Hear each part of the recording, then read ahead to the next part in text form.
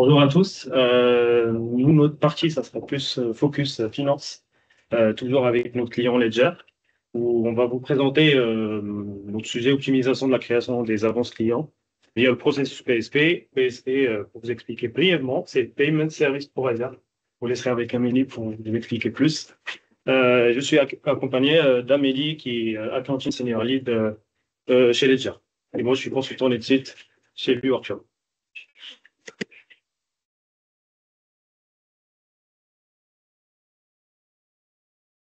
Bonjour à tous. Donc, un des challenges qu'on a eu à Ledger pour la mise en place de NetSuite, ça a été de gérer les PSP. Donc, qu'est-ce que c'est les PSP?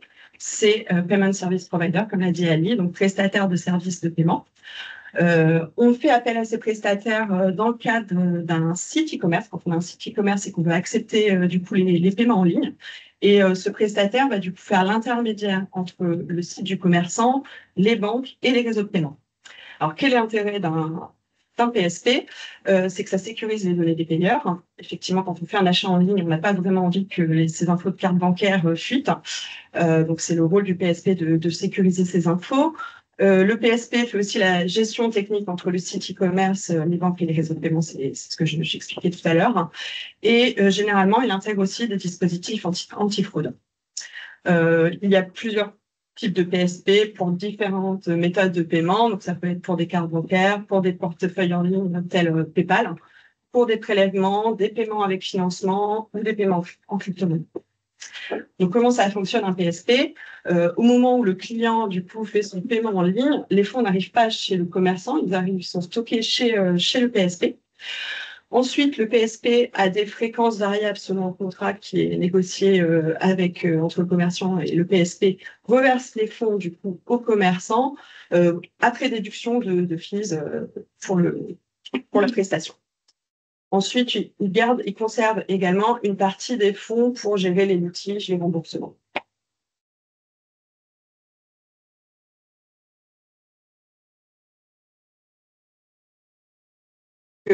Les PSP chez Ledger, qu'est-ce que c'est? Donc, en fait, on a 21 PSP chez Ledger. Alors, c'est PSP au sens large, puisque sous ce terme, on intègre également 17 marketplaces Amazon qui nous servent bien évidemment à encaisser les paiements des clients, mais aussi à prendre les commandes clients et à les expédier. On a un partenaire carte bancaire, deux partenaires crypto-monnaie et puis le PayPal également. Et on a un volume de transactions de plus de 10 000 transactions de paiement par mois. Et ça peut monter à certaines périodes à des volumes encore plus élevés. Et 10 000, c'est la moyenne. Donc, comment tout cela s'articule chez Ledger? Donc, on a notre site e-commerce qui nous permet de vendre, entre autres, nos hardware wallets. On a une intégration entre les PSP et le site e-commerce. Ensuite, on a l'Easy, donc c'est notre back-office développé en interne qui nous permet de gérer les commandes clients, les expéditions et la facturation. Donc, quand une commande est enregistrée sur le site e-commerce et qu'elle est payée, elle est importée dans notre back-office. En parallèle de ça, du coup, on a des commandes qui sont enregistrées dans Amazon, payées sur Amazon, shippées par Amazon. Elles sont, elles aussi, importées dans l'Easy. Puis ensuite, l'Easy va retranscrire toutes ces transactions dans NetSuite. Donc, les commandes clients, les acomptes clients, les expéditions, les factures et aussi tout le flux retour, donc les retours de produits, les avoirs à générer et les refunds. Et en parallèle de ça, on doit constater comptablement les fonds qui nous sont reversés par les PSP. Donc ça se fait, c'est purement comptable, donc on le fait directement dans le petit NetSuite. Via des fichiers CSV. Et du coup, c'est là où est intervenu le développement fait par ViewWorkshop pour que tous les fichiers PSP en CSV de tous nos partenaires puissent être intégrés dans NetSuite et nous gérer toutes les transactions comptables associées. Alors là, je vous ai remis un schéma comptable. Je ne vais pas forcément rentrer dans les détails, mais en gros, toutes les transactions vertes sont celles qui sont gérées soit par Easy, soit par d'autres modules. Et les transactions en orange, c'est-à-dire bank deposit et item receipt, sont celles qui sont gérées par le process PSP développé par ViewWorkshop.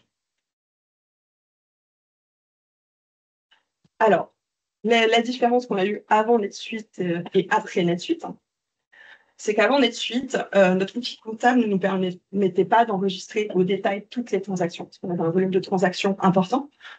Donc, on avait une carte d'information. Enfin, on avait ces informations-là, mais stockées sur des fichiers Excel. Donc, c'était plus compliqué à analyser. Maintenant, on a tout le détail des transactions de la commande client au paiement, à la facturation, etc. dans NetSuite. Avant NetSuite, on constatait des créances clients qui étaient soldées au moment où le PSP nous reversait les fonds. Ce qui n'est pas très juste d'un point de vue présentation comptable, puisqu'en réalité, nos clients payent avant qu'on expédie les commandes et qu'on facture les commandes. Donc, on devrait plutôt constater des acomptes clients. C'est ce qu'on fait désormais avec NetSuite. Et en parallèle de ça, on constate une créance diverse qui correspond aux fonds encore stockés chez le PSP qui ne sont pas reversés. Avant NetSuite, nous faisions des rapprochements mensuels sous Excel entre nos paiements factures et les rapports des PSP, donc avec des milliers de lignes pour les 21 PSP. Donc c'était très, très, très chronophage. C'était généralement une opération qui se faisait post-clôture pour le mois. Enfin, on avait un mois de décalage parce que c'était difficile de le tenir sur une clôture mensuelle. Maintenant, avec le développement qui a été fait, la comptabilisation des payouts PSP est automatisée avec un matching de tous les paiements de manière automatique, ce qui nous fait gagner énormément de temps.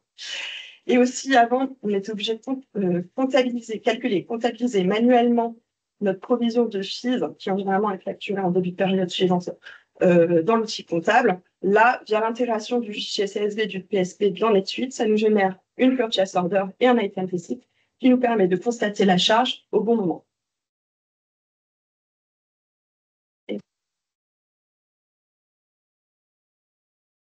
Amélie parlait de volumétrie de ligne, ce qui veut dire qu'on a quand même de la complexité côté développement.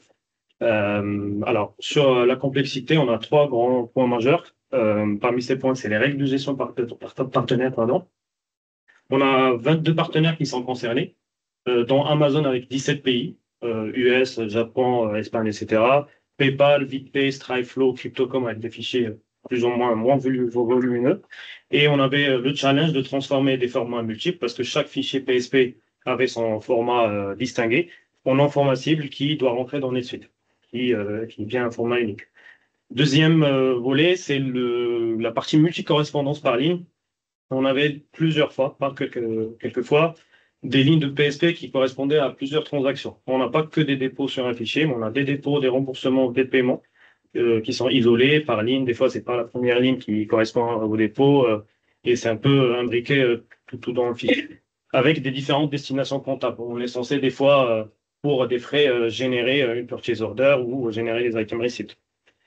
Deuxième volet concerne la diversité des cas. Et quand je dis diversité des cas, c'est déjà la structure de fichier qui est compliquée et polymorphe. J'ai mis en exemple Amazon Yes qui déjà correspond à plus de 10 000 lignes par fichier. Et le Japon, parce que pour la simple raison, le Japon nous transmet des fichiers en japonais. Donc on était censé traduire les fichiers avant de les pousser dans les suites. Deuxième point correspond à la nature des montants qui était variable selon la ligne et par fichier. Le formatage, alors il faut savoir que chaque fichier CSV a son propre formatage. Les US vont envoyer des séparateurs de milliers en points, mais pas les Espagnols par exemple. Et concernant aussi les décimales, les formats de date, on est des fois en jour, mois, année ou en mois, jour, année. Donc il faut essayer de lire ces formatages avant de les pousser dans les sites, au bon format attendu. Et dernier point, c'est la notion de réserve. Quand on dit réserve, c'est que dans un fichier PSP, des fois, on a le montant du transfert qui est effectué, qui n'est pas équivaut au montant collecté, au vrai montant collecté par le partenaire. Donc, on était censé refaire des calculs pour calculer le bon total transmis par le partenaire. Troisième point qui concerne la complexité, c'est l'évolution du besoin au fur et à mesure qu'on était live, plutôt à partir de janvier avec Ledger, c'est qu'on avait un besoin d'intégrer plusieurs fichiers à la fois. Alors, ce qu'il faut savoir, c'est qu'avant, on avait la possibilité d'intégrer un fichier un par un. Donc, on était censé attendre le traitement du premier fichier. On a un Amazon Yes qui prenait 15 minutes, je pense, 20 minutes des fois. Mais cette fois-ci, on a la possibilité de traiter en multi-queue, en langage NetSuite, et d'intégrer plusieurs fichiers à la fois. Deuxième point concerne des frais de conversion des fois qui ne sont pas calculés et du coup, on transmet des frais de conversion à calculer, et donc à calculer sur les montants des frais déduits, comme j'ai dit tout à l'heure, qui ne correspondent pas au montant du paiement à retrouver dans le fichier. Troisième point et dernier, c'est le niveau de regroupement qui est variable des fois par fichier. Comme j'expliquais tout à l'heure, on a une ligne de déposit qui est au premier rang, on a sur la 100 millième ligne, on a une ligne de refund, de remboursement, et on était censé retrouver ce qu'on appelle le Settlement ID, qui est le code de règlement, pour essayer de lier ligne par ligne via un Settlement ID pour correspondre à un dépôt, un paiement ou un remboursement. Ok. Bon, ça va être rapide. Oui. Donc, on va vous faire une petite, on va montrer une vidéo de démo. Donc, pour la démo, j'ai pris un fichier PSP très, très simplifié où on voit en bleu un premier settlement, en vert un deuxième settlement. Dans le premier settlement, qui est en euros, j'ai charge, c'est les deux paiements clients. Les deux lignes du dessous, c'est deux lignes de fees et la ligne de payout, c'est le fonds reversé par le PSP. Et le deuxième settlement, c'est juste un paiement client en GBP. Alors, on va vous lancer Donc, une petite démo. La première étape, on intègre notre fichier PSP dans le file cabinet de NetSuite, puis on lance le traitement de ce fichier, bien le module custom qui a été développé pour. Ensuite, on regarde, on a un statut de traitement du fichier, donc là, workflow trigger. Là, le fichier a été traité, donc on peut voir les transactions générées par ce fichier. Donc, on a dans un premier temps une PO qui a été générée pour les fees, qui était inclus dans ce fichier. Sur cette PO-là est liée aussi à un item receipt, donc à une réception qui va nous, du coup, totaliser la charge dans les comptes. Donc, tout ça, c'est automatique. Donc là, on voit bien après le GL Impact, on a effectivement la charge et une facture non parvenue en face.